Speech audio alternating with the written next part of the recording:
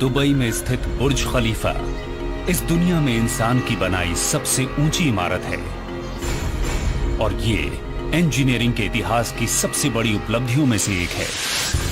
इसकी कल्पना भी बहुत महत्वाकांक्षी थी और इसे बनाने के लिए तो वाकई जांबाजी की जरूरत थी। क्रेन्स पहले से भी ऊंची बनानी पड़ी, शीशे और ऊंचाई पर लगाने पड़े और ये अब तक का सबसे बड़ा निर्माण था। पहला रिएक्शन था कि आपका दिमाग तो ठीक है। यहां इतिहास रचते हुए कंस्ट्रक्शन टीम ने इसे खुद फिल्माया। ये एक अविश्वसनीय गगनचुंबी इमारत और उन लोगों की दास्तां है जिन्होंने इसे बनाने के लिए अपनी प्रतिष्ठा और अपनी जिंदगी दांव पर लगा दी। इसके नीचे मौजूद जितने भी लोग हैं वो सब खतरे में हैं।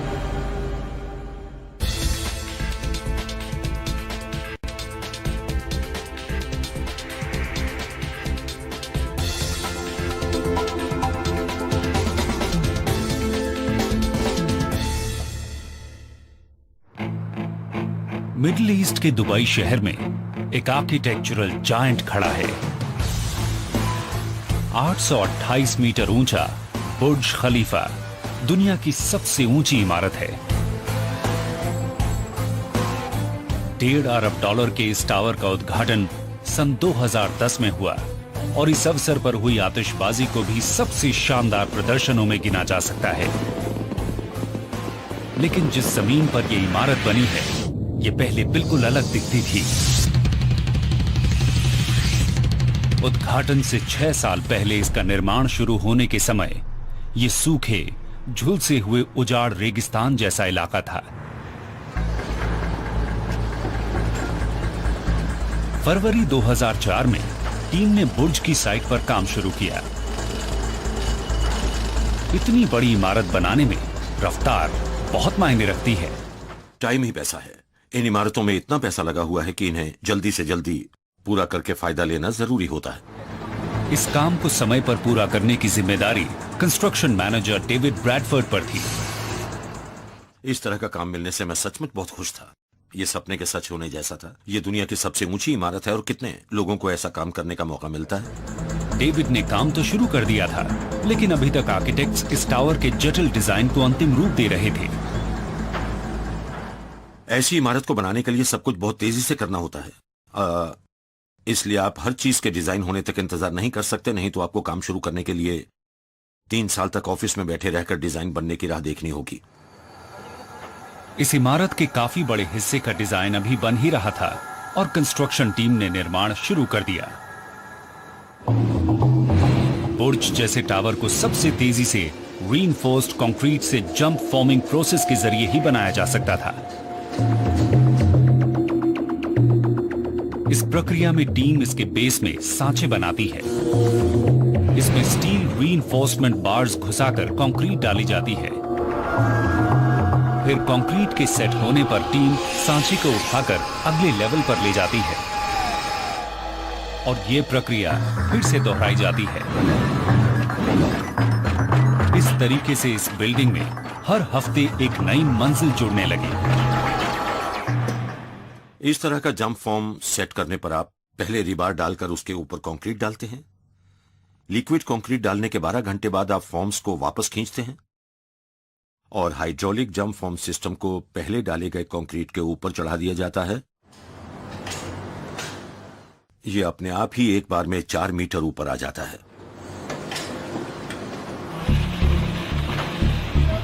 बुर्ज खलीफा के निर्माण की योजना दुबई के प्रॉपर्टी डेवलपर ईमार की है।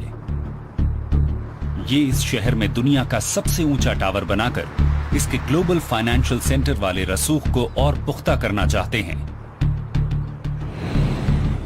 इसलिए ईमार ने अमेरिका की सबसे उम्दा आर्किटेक्चर फर्म्स में से एक स्किडमोर, इर्विंग एंड मेरिल को बुलाया है। SOM का दफ्तर स्काई स्क्रेपर्स के शहर शिकागो में है।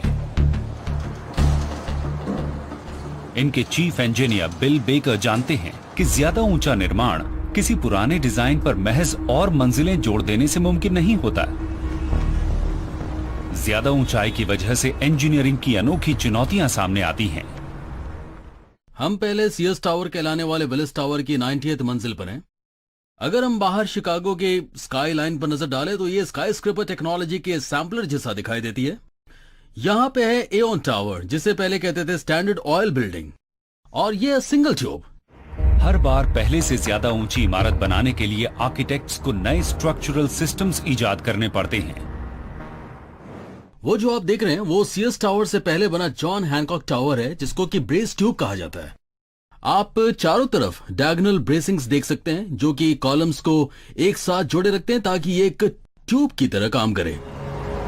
इमारतों से जुड़े अंतिम बड़े आविष्कारों में से एक उस टावर के साथ हुआ जिस पर बिल अभी खड़े हैं। 442 मीटर ऊंचा विलिस टावर 1996 तक दुनिया की सबसे ऊंची इमारत थी। इसके डिजाइन को कहते हैं बंडल्ड ट्यूब। इसे एक मजबूत संरचना का रूप देने के लिए 9 टावर्स को एक साथ जोड़ा गया था, लेकिन इसके डिजाइन की भी अपनी सीमाएं हैं। ये जो 9 ट्यूब्स हैं ये 442 मीटर की ऊंचाई तक निर्माण के लिए काफी हैं, लेकिन इससे ज्यादा ऊपर जाने के लिए क्या करना होगा? मान लीजिए कि आप 700 मीटर ऊंची इमारत बनाना चाहें तो आपको इसके निचले हिस्से को ज्यादा बड़ा बनाना होगा, लेकिन इसके लिए इमारत के ऊपरी और निचले हिस्से के बीच 3 गुणे की जगह 5 गुणे का फर्क आ जाता है। इसके लिए बहुत ज्यादा जगह की जरूरत पड़ेगी और उसे बेचना भी मुश्किल होता।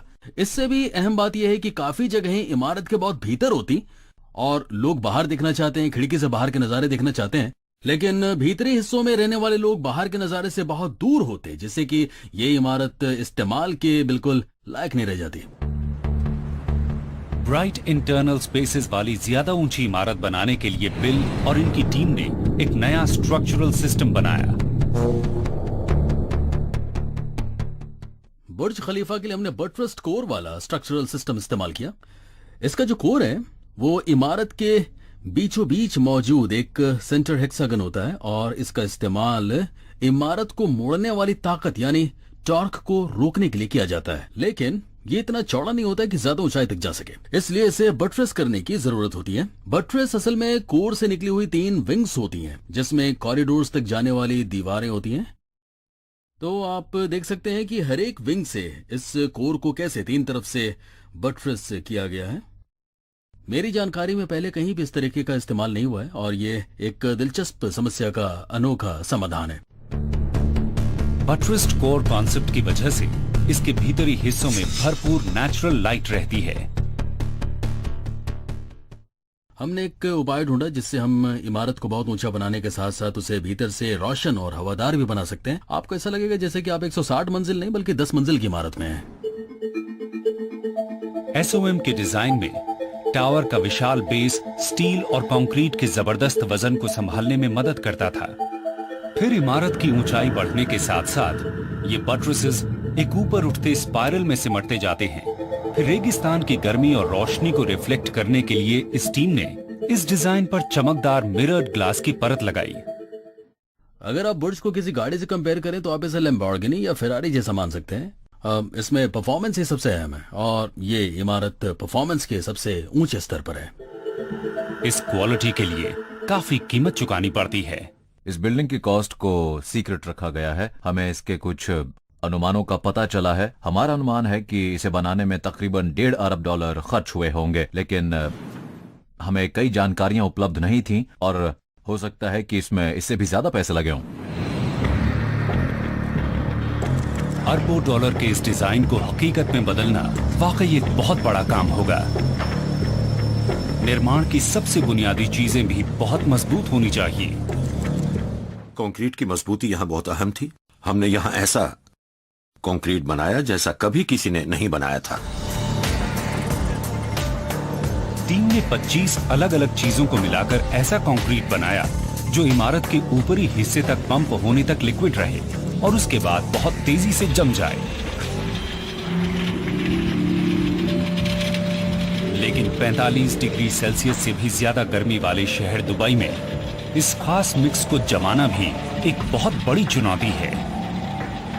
अगर कंक्रीट बहुत ज्यादा गर्म हो तो ये तुरंत जम जाएगा और आप इसे सही जगह पर लगा भी नहीं पाएंगे। इसे रात के समय डालना पड़ता था जब तापमान कम रहता है, जल्दी ना जमे, इसलिए कंक्रीट मिक्स में बर्फ और ठंडा पानी भी डालना पड़ता था। मिक्स को इमारत के ऊपर तक पहुंचाने के लिए कंस्ट्रक्शन टीम ने दुनिया के 3 सबसे ताकतवर कंक्रीट पंप्स का इस्तेमाल किया। 32 महीने में इन पंप्स ने 1,65,000 घन मीटर कंक्रीट पंप किया। इतने कंक्रीट से 880 किलोमीटर लंबा साइड वॉक बनाया जा सकता है। फिर इस टीम को कंक्रीट टावर के ऊपर स्ट्रक्चरल स्टील लगाना था। जब ये इमारत रेगिस्तान में तेजी से सर उठा रही थी, तब इंसान और मशीनरी ने पहले से भी ज्यादा ऊंचाइयों पर पहुंचकर काम किया।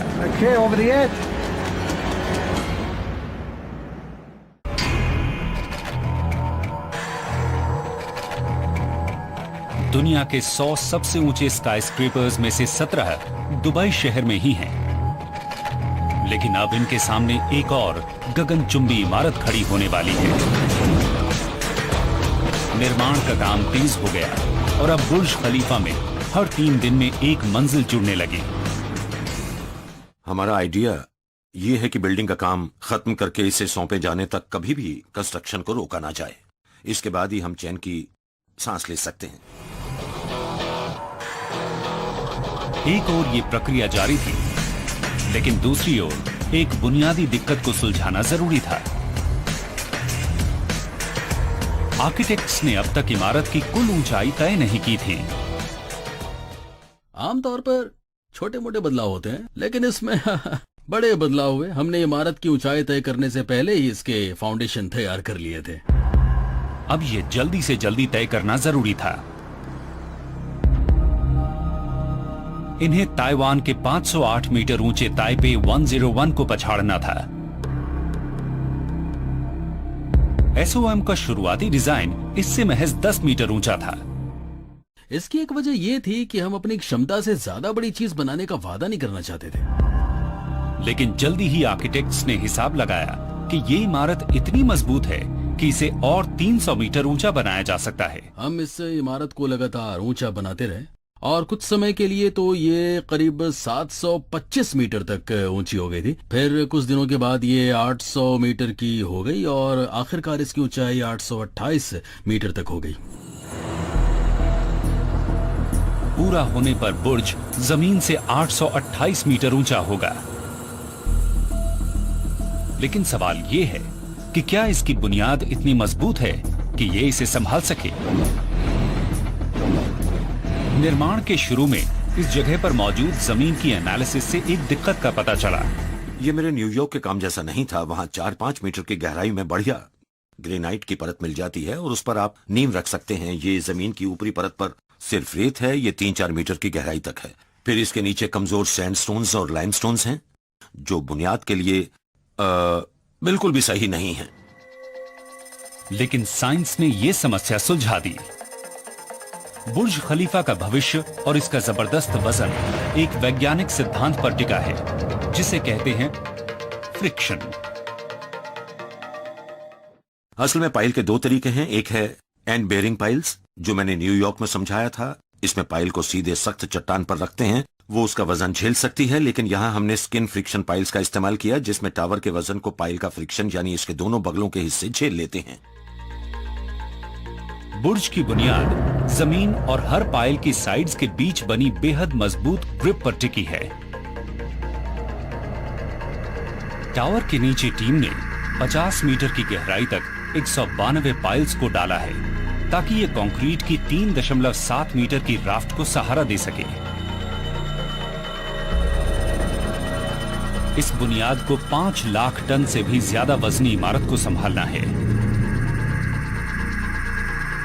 ये आंकड़े इतने विशाल हैं कि इस टीम को डिजाइन में थोड़ी बहुत सेटलिंग की गुंजाइश छोड़नी पड़ी।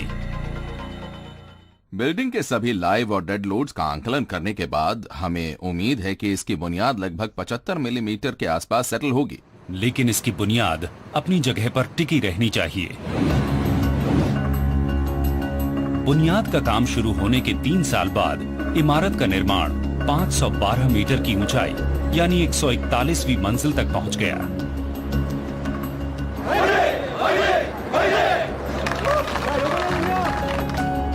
अब बुर्ज दुनिया की सबसे ऊंची इमारत है। साजो सामान ले जाने के लिए टीम ने दुनिया की 3 सबसे बड़ी कंस्ट्रक्शन क्रेन्स की मदद ली। ये बहुत स्पेशलिस्ट क्रेन्स हैं, ये बहुत बड़े हैं। एक एक क्रेन का वजन 120 टन है, वो भी तब जब क्रेन ने कोई चीज ना उठाई हुई हो। क्रेन्स को ऊंचाई पर लगाने का मुश्किल काम भी कुछ खास लोगों ने किया।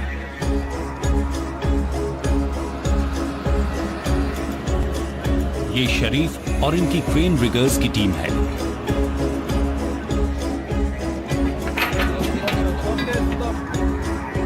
ये लोग दुनिया के अलग अलग हिस्से से आए हैं और इनमें बहुत से अलग अलग भाषाएं बोलते हैं, लेकिन इनमें 2 चीजें समान हैं।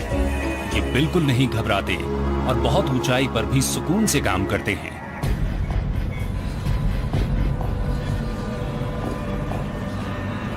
इनका काम क्रेन्स को लगाना और उन्हें बेरोक टोक चलाते रहना है।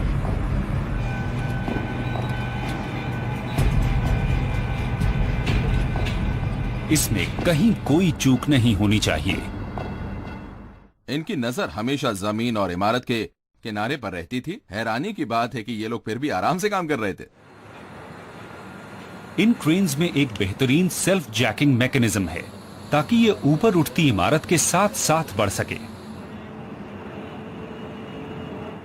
हर नई मंजिल के पूरा होने पर शरीफ और इनकी टीम के लोग टावर सपोर्ट में एक और सेक्शन जोड़कर क्रेन को और ऊपर उठा लेते हैं।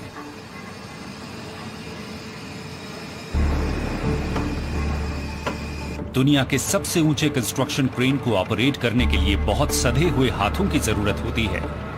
इस काम को करने वाले चुनिंदा लोगों में से एक पाकिस्तान के मोहम्मद शेर खान भी हैं। मैं रोज 12 घंटे ड्यूटी करता हूँ, सुबह 7 बजे से शाम के 7 बजे तक।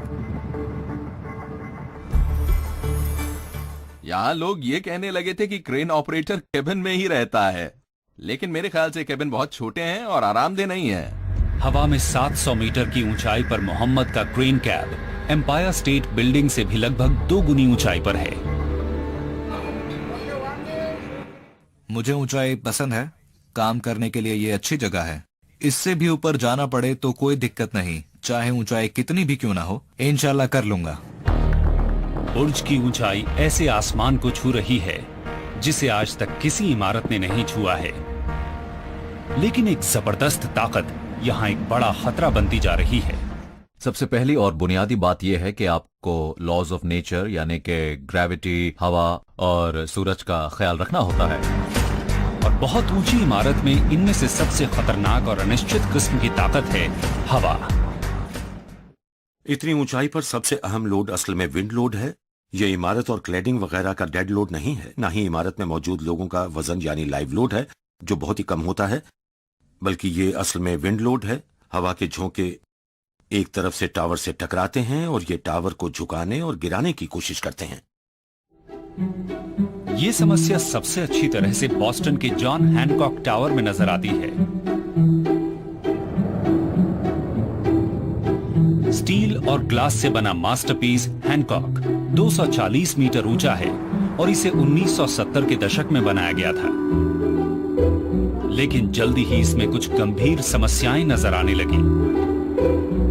हल्की सी हवा में भी इस इमारत के झूलने से इसके भीतर बैठे लोगों को मोशन सिकनेस होने लगती थी। इसमें लगे 5000 से ज्यादा ग्लास पैनल्स गिरकर नीचे सड़कों पर बिखर गए। एक बड़े रीडिजाइन की वजह से ही इस टावर को गिराए जाने से बचाया जा सका।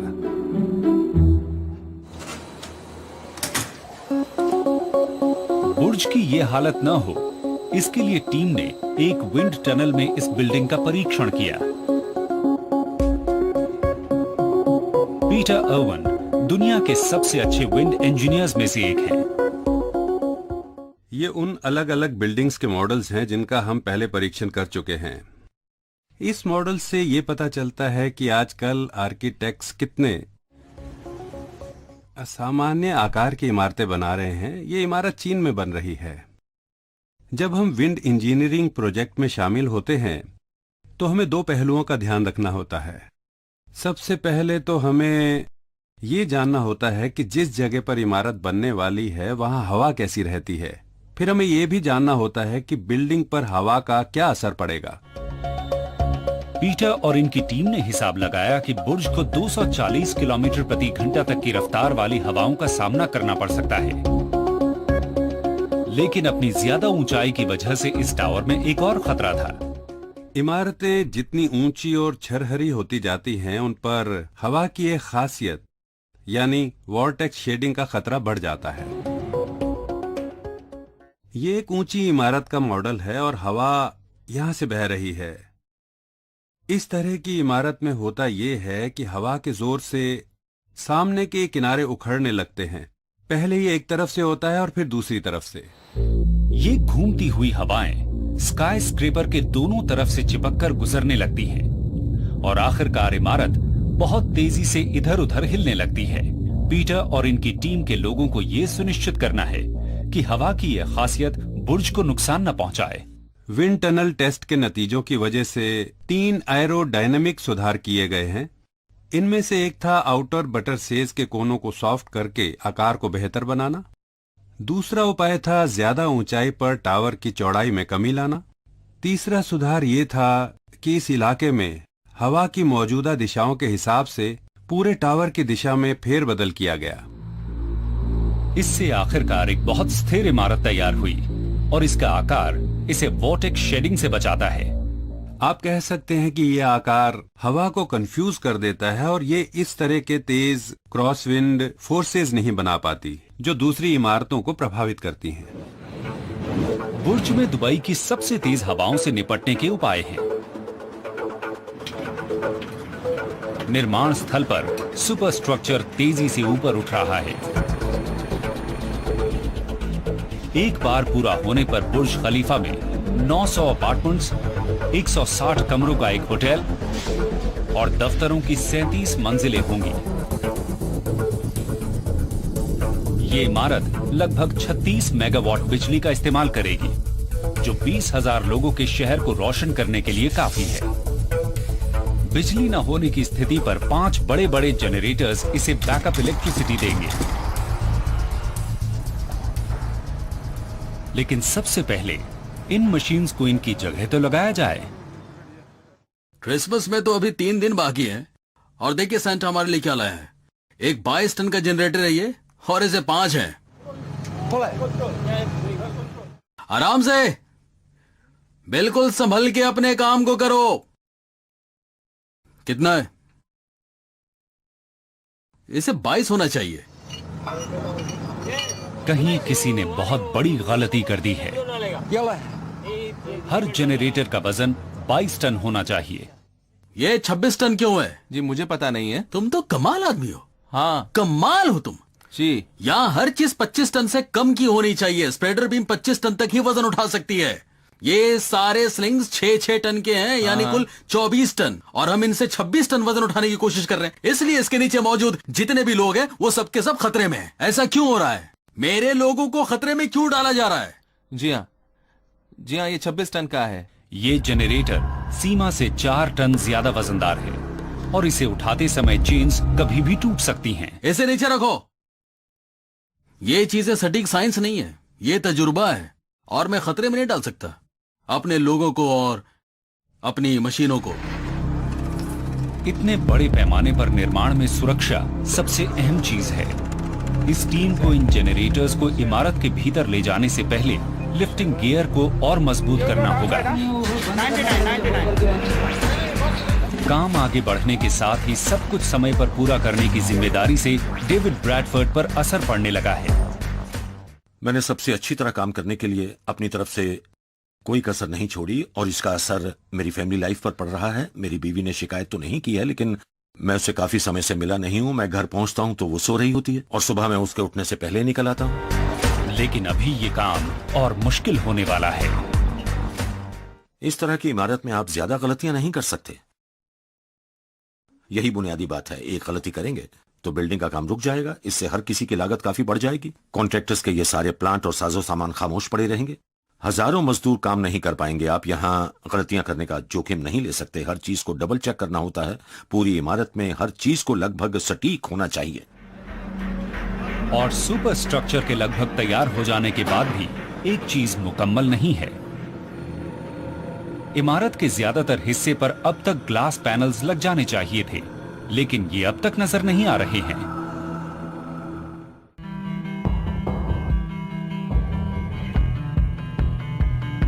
दुबई के रेगिस्तान में बुर्ज खलीफा का अंतिम आकार नजर आने लगा है और अब इसकी टीम को तुरंत इस पर स्टील और ग्लास की ऊपरी परत को लगाने का काम शुरू कर देना चाहिए। निर्माण का काम ऊपर पहुंचाने के साथ ही इमारत को ढकने के लिए क्लैडिंग की जरूरत होती है। इसके भीतर काम करने के लायक माहौल बन जाता है। आप भीतर ही फिटिंग और मैकेनिकल वर्क भी करते हैं। इमारत को रहने लायक बनाने के लिए इनक्लोजर की भी जरूरत होती है। इस इमारत को हवा, बारिश और रेत से बचाना बहुत बड़ा काम है। इसके बाहरी हिस्से पर 24,348 पैनल्स को असेंबल और इंस्टॉल किया जाना था, लेकिन पैनल सप्लाई करने की जिम्मेदारी जिस कंपनी को दी गई थी वो दिवालिया हो गई है। अब इस इमारत के काम में देरी होने और इसकी लागत बढ़ने का खतरा मंडराने लगा है। एक दिन भी काम रुके और सही समय पर फैसला न लिया जाए तो किसी को ढेर सारे पैसों का नुकसान होता है। लोकल कॉन्ट्रैक्टर अरेबियन एल्यूमिनियम ने एक नए पैनल सप्लायर को पेश किया। इन्होंने ऑपरेशन को शुरू करने के लिए समस्याओं को सुलझाने वाले एक शख्स को ढूंढ निकाला। मैं तुरंत इंटरव्यू देने के लिए प्लेन से दुबई पहुंचा और मुझे जॉब साइट्स पर ले जाया गया। मेरे वहां पहुंचने पर उन्होंने कहा कि आपको ये काम करना है। मैं बहुत हैरान था। उन्होंने कहा कि अभी तो ये आधा भी नहीं बना। मैं इस बात से काफी हैरान था और मैंने पूछा कि विंडोज कहाँ है। उन्होंने कहा कि यही तो दिक्कत है, इसके लिए कोई डिजाइन, कोई सिस्टम नहीं है। मैंने कहा कि ये मेरे लिए एक प्रॉब्लम है और मैं इसे ठीक कर सकता हूँ। इमारत की बाहरी परत के निर्माण का काम अब समय से 18 महीने पीछे चल रहा था। इसे फिर से दुरुस्त करने के लिए जॉन जिराफा ने सिर्फ बुर्ज खलीफा के लिए ही एक बिल्कुल नई फैक्ट्री लगवा दी। मुझे लगा कि ये मुश्किल तो होगा, लेकिन ये एक चुनौती है। हम इस बात से बहुत ही हैरान थे क्योंकि उन्होंने नए कॉन्ट्रैक्ट से शुरू करके महज 4 महीने में ही कंपोनेंट्स को डिजाइन करने और उनका प्रोडक्शन करके टेस्टिंग के लिए तैयार करने का काम पूरा कर लिया था। ये बुर्ज खलीफा में इस्तेमाल हुआ एक आम पैनल है। ये असल में विजन ग्लास है। ये इसका बड़ा सा हिस्सा है। ये छोटा सा स्टेनलेस स्टील स्पैंड्रेल है, वर्टिकल बुल नोज। ये मिरर फिनिश वाला स्टेनलेस स्टील फिन है। अभी इसके ऊपर प्रोटेक्शन लगा हुआ है जिसे बाद में हटा लिया जाएगा। इन पैनल्स को एक पूरी यूनिट के रूप में उठाकर लगा दिया जाता है, इसलिए इन्हें कर्टेन वॉल कहते हैं। ये ऊपर लगी स्लैब से लटकते रहते हैं। इमारतों को शीशे से ढकना खूबसूरत लग सकता है, लेकिन दुबई में इससे खास तरह की चुनौतियां पैदा होती हैं, जैसा कि जॉन दिखा रहे हैं। हमारे पास यहाँ पर आम शीशे का एक टुकड़ा है। यहाँ सेंसर्स बॉक्स की भीतर की गर्मी नाप रहे हैं ताकि हम समझ सकें कि शीशे से कितनी गर्मी इस बॉक्स में पहुंच रही है। अगर इमारत में इस तरह के शीशे लगे होते तो इतनी गर्मी शीशे से होकर बड़ी ही आसानी से इमारत में पहुंच जाती। बाहर का तापमान अभी 46 डिग्री सेल्सियस है, जो बहुत ज्यादा गर्म है। आप देख रहे हैं कि हमें पसीना आ रहा है। 46 डिग्री सेल्सियस की गर्मी बहुत ज्यादा है, लेकिन ये शीशे के भीतर के तापमान की तुलना में कुछ भी नहीं है। आप देख सकते हैं कि इस क्लियर ग्लास बॉक्स के भीतर अभी तापमान 98 डिग्री सेल्सियस है। इसलिए मुझे नहीं लगता कि इतनी गर्मी में कोई इंसान जिंदा रह सकता है। भीतर का तापमान बॉइलिंग पॉइंट से थोड़ा सा कम है। अगर बुर्ज पर ये आम शीशे लगाए जाते तो इमारत का भीतरी हिस्सा दुनिया का सबसे बड़ा सौना बन जाता। लेकिन टीम के पास इसका एक हाईटेक उपाय है। यहाँ हमारे पास बुर्ज खलीफा के लिए एक शीशा है जिस पर 2 परतें हैं। बाहरी परत सिल्वर कोटिंग की है जो यूवी रेज को रोककर उन्हें वापस मोड़ देती है। भीतर टाइटेनियम की कोटिंग है जिसका काम है इंफ्रारेड रेज को रोकना। इंफ्रारेड और यूवी रेज को रिफ्लेक्ट करके ये शीशा इमारत में घुसने वाली गर्मी की मात्रा को बहुत कम कर देता है। लेकिन ये टेक्नोलॉजी बहुत महंगी है। इस पैनल को बनाने से लेकर इसे साइट पर लाकर लगाने तक का कुल खर्च जोड़ें तो एक पैनल की कीमत लगभग 2000 अमेरिकी डॉलर्स होगी। ऐसे 24,000 पैनल्स लगाने हैं जिसमें काफी खर्चा होगा, यानी ये कुल मिलाकर करीब 4 करोड़ 80 लाख डॉलर्स का काम है। ग्लास और एल्यूमिनियम के दुबई पहुंचने के साथ ही फैक्ट्री वर्कर्स ने पैनल्स को असेंबल करना शुरू कर दिया। फिर ये इन्हें सीधे बिल्डिंग साइट पर पहुंचाने लगे।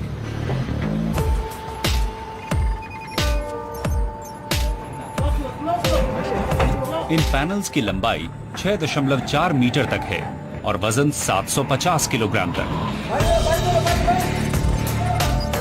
एक एक पैनल को अलग अलग उठाकर हाथों से लगाया जाना है।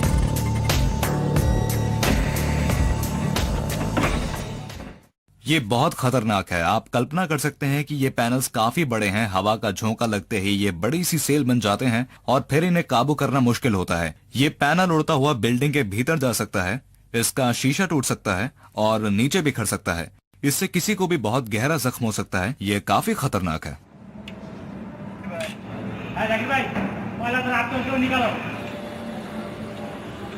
यहां वर्कर्स बिल्डिंग को सील कर रहे हैं और कंस्ट्रक्शन मैनेजर डेविड ब्रैडफोर्ड इसकी प्रगति पर बारीकी से निगाह रखे हुए हैं। ये एक बड़ा माइलस्टोन है। मैं इस पर 1 साल से काम कर रहा हूं। यह दुस्वप्न है। अगर मैं काम पर नहीं आता तब भी अपने घर की छत पर दूरबीन लगाकर क्लैडिंग कॉन्ट्रैक्टर पर नजर रखता हूं कि वो काम कर रहा है या नहीं। अगर वो नहीं कर रहा होता तो मैं तुरंत फोन करता हूं कि क्यों नहीं कर रहे। हमने बिल्डिंग का काम समय पर पूरा करने के लिए समय रिकवर कर लिया और ये सचमुच कमाल की बात थी कि उन्होंने ये कर दिखाया।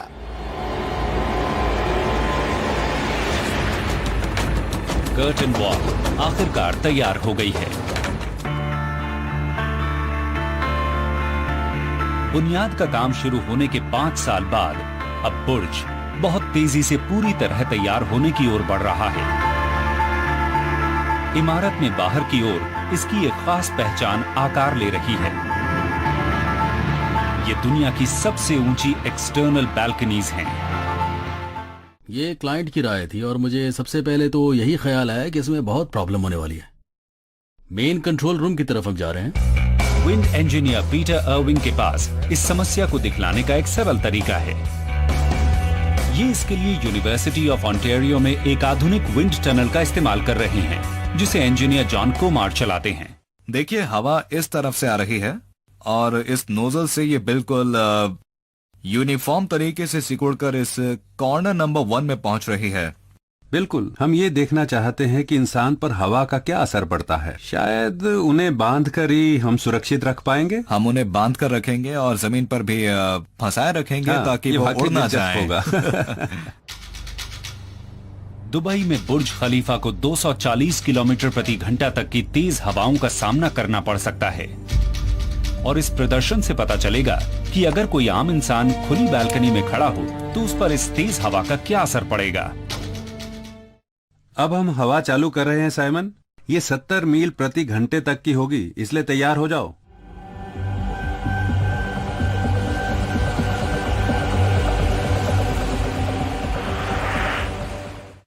ये काफी तेज है। हम इसे धीरे धीरे 70 से 80 तक ले जाएंगे और अगर दिक्कत हो तो बहुत तेज है।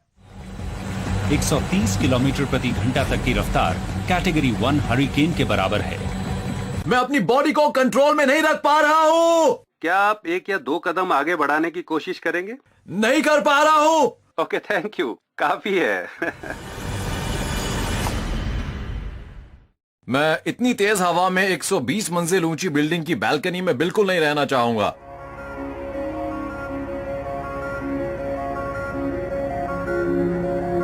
लोगों को बुर्ज खलीफा से उड़ने से बचाने के लिए आर्किटेक्ट्स ने बालकनी का इस्तेमाल करने वालों को हवा से बचाए रखने के उपाय विकसित किए।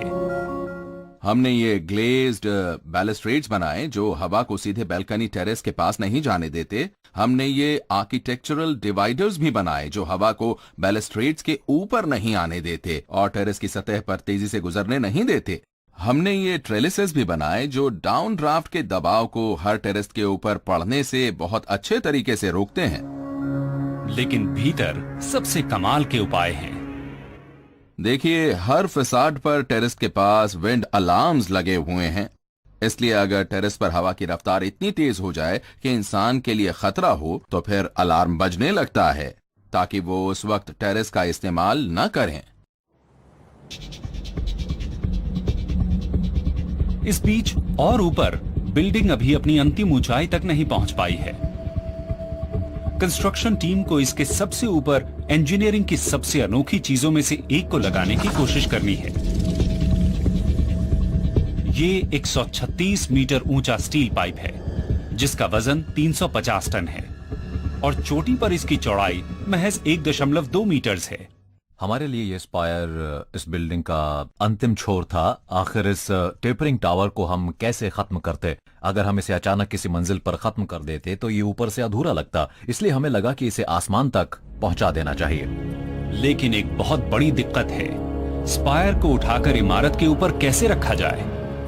हम स्पायर को लगाने के लिए इतनी ऊंची क्रेन का इंतजाम नहीं कर सकते थे। सबसे ऊंचे बूम वाले क्रेन से भी स्पायर के टॉप तक पहुंचना नामुमकिन था। दुनिया में कोई भी क्रेन ये काम नहीं कर सकती और कोई भी हेलीकॉप्टर 350 टन स्टील नहीं उठा सकता। ऐसा लग रहा है कि यह स्पायर बहुत बड़ा है और इसका मुकाम कुछ ज्यादा ही ऊंचा है। लेकिन तभी एक इंजीनियर ने कमाल का उपाय बताया कि स्पायर को अलग अलग टुकड़ों में उठाकर इमारत के भीतर ले जाकर जोड़ा जाए।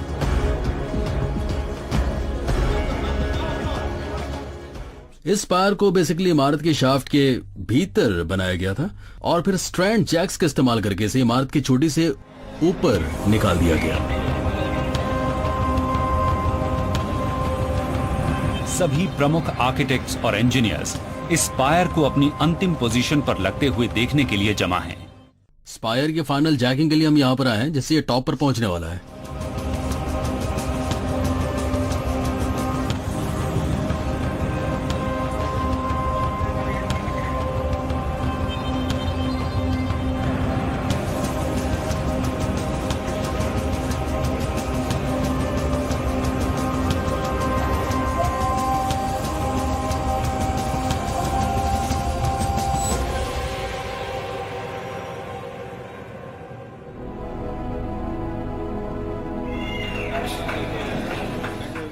इसे पूरा होते हुए देखना वाकई बहुत ही खास पल है। पहली बार अब बुर्ज का आकार पूरा हो गया है।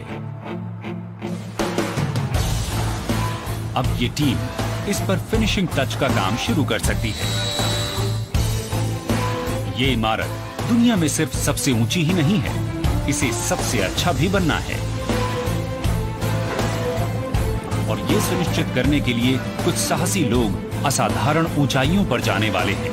यहाँ से बहुत नीचे तक जाना है। Yes sir. बहुत नीचे उतरना है।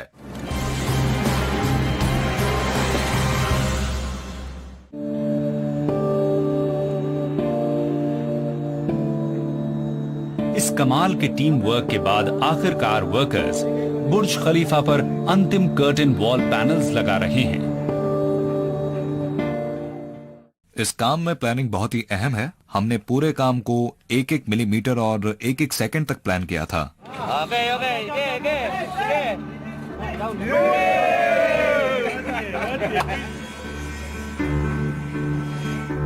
अब इन्हें 3 महीने बाद इस इमारत के उद्घाटन से पहले ही सारा काम पूरा करना है। 6 साल के निर्माण के बाद ये पूरी इमारत गंदगी और धूल से भरी है, लेकिन इसका एक सीधा सा उपाय है।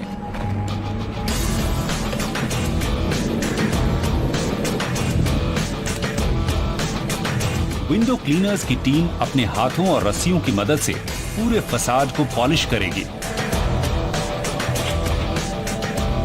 सभी 24,348 पैनल्स की।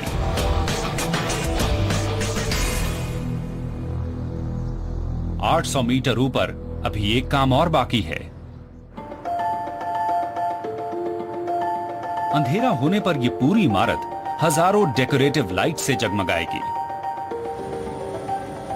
लेकिन स्पायर की चोटी पर अंतिम 7 लाइट्स लगाने का काम अभी भी बाकी है।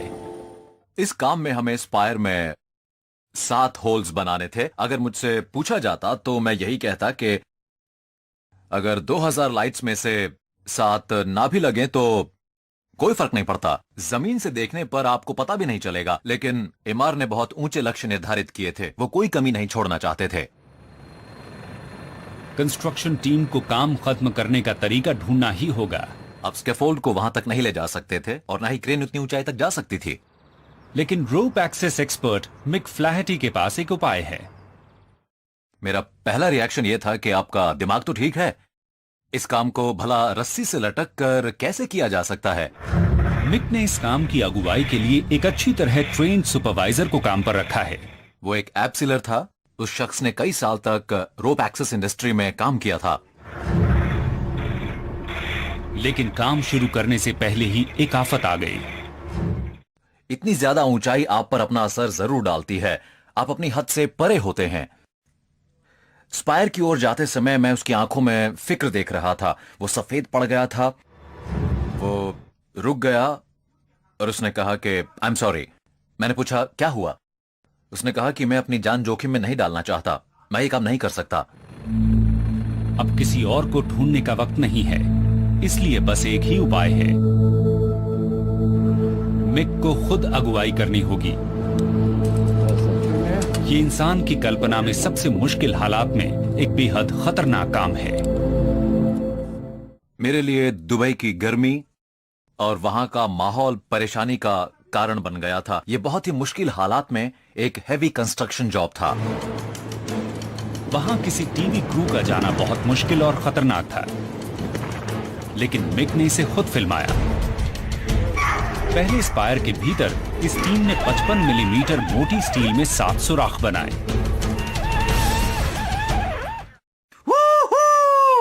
क्या बात है!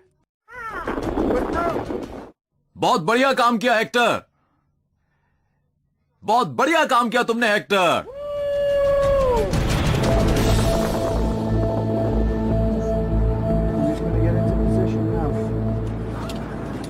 अब मिक को बाहर से लाइट्स को सील करना है। हम स्पायर के ऊपर पहुंचे और मैंने पूरे साजो सामान के साथ रस्सी लगाई। मैंने पक्का किया कि उसके छोर पर गांठ बंधी रहे। यह बहुत मुश्किल काम है, ओके? बहुत मुश्किल काम है।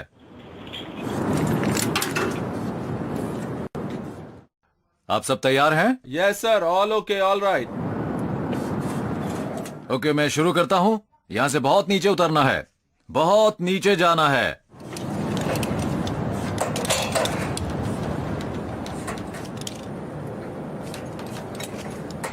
इस काम को करके मुझे बहुत अच्छा लग रहा था। विश्वास नहीं हो रहा था कि मैंने ये काम किया। सब ठीक है Jamil? Yes sir, all okay, all right. Okay. किनारे से लटक कर उतरना वाकई बहुत हिला देने वाला काम था। मैं सोच रहा था कि नीचे देखूं या नहीं। आप देख सकते हैं कि हमने स्टील में होल बना दिया है। हम लाइट हाउसिंग लगा चुके हैं। अब हम इसे सील करके अपने काम को खत्म करेंगे। हमारी मेहनत कामयाब रही। सही कहा सर। अब इसे लगाने के बाद हमारा काम पूरा हुआ।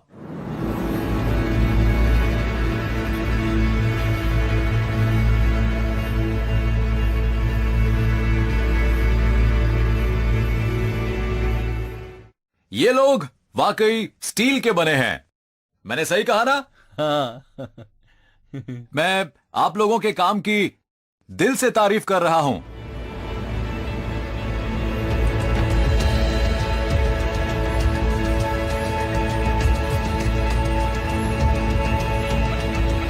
आखिरकार जनवरी 2010 में बुर्ज खलीफा का उद्घाटन हो गया। 828 मीटर ऊंचा ये टावर अपने नजदीकी प्रतिद्वंदी से 300 मीटर से भी ऊंचा है।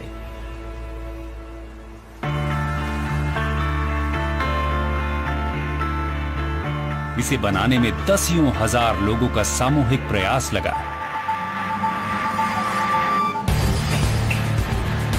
इसमें सबसे मेहनती वर्कर्स और सबसे सख्त बॉसेस से लेकर आर्किटेक्चरल दुनिया के कुछ बेहतरीन दिमाग भी लगे थे। ये काम मिला तो बहुत अच्छा लगा था और इसे पूरा करके और भी अच्छा लगा। आप यहां नतीजा देख सकते हैं। ये वाकई बड़े कमाल की इमारत है। Okay, done.